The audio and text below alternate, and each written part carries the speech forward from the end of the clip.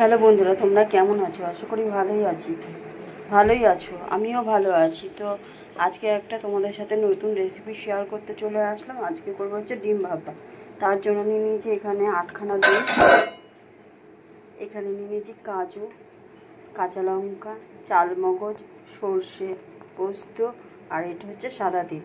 তো চলো এখন আমি ডিমগুলো সিদ্ধ বসিয়ে দেবো। তো এই যে আমি ডিমগুলো এখন সিদ্ধ বসিয়ে দিয়েছি, আর এবার আমি মশলাটা করে নেবো মিক্সিতে।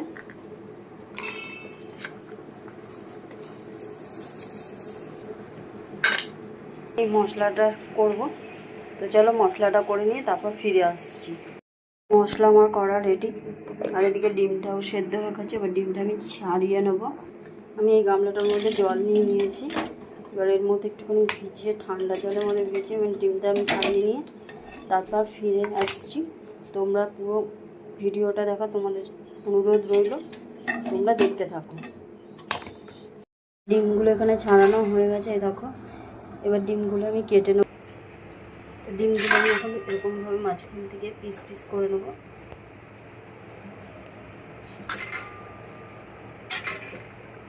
দেখো আমার ডিমগুলো সিদ্ধ করে আমার মানে মাঝখান থেকে কেটে নিয়ে চলে এসেছি। এবার আমি এরপর মশলাগুলো দেব।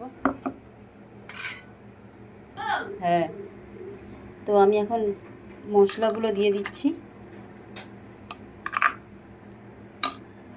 তো এবার দিয়ে দিচ্ছি হলুদ আন্দাজ মতন।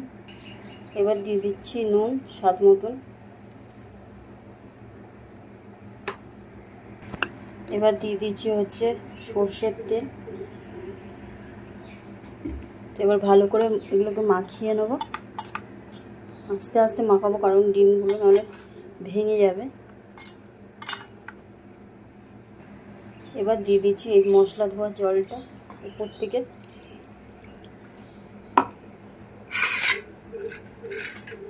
এবার কাঁচা লঙ্কা 4টে চিড়ে দিয়ে দিচ্ছি। তো এবার এটাকে আমি ঢাকা দিয়ে এবার কড়াইতে বসাবো। তো এবার কড়াইতে জল দিয়ে দিয়েছি। তো এবার এটা বসিয়ে দেবো এরকম। তো ওপর থেকে এবার শিলটা দিয়ে নোড়াটা দিয়ে এবার চাপা দিয়ে দিলাম। তো এটা হয়ে আসুক, তারপর দেখাচ্ছি। আমি বাটিটা আবার নামিয়ে নিয়েছি। তো চলো এবার তোমাদের দেখিয়ে দিই কেমন হচ্ছে। জানি না, এই দেখো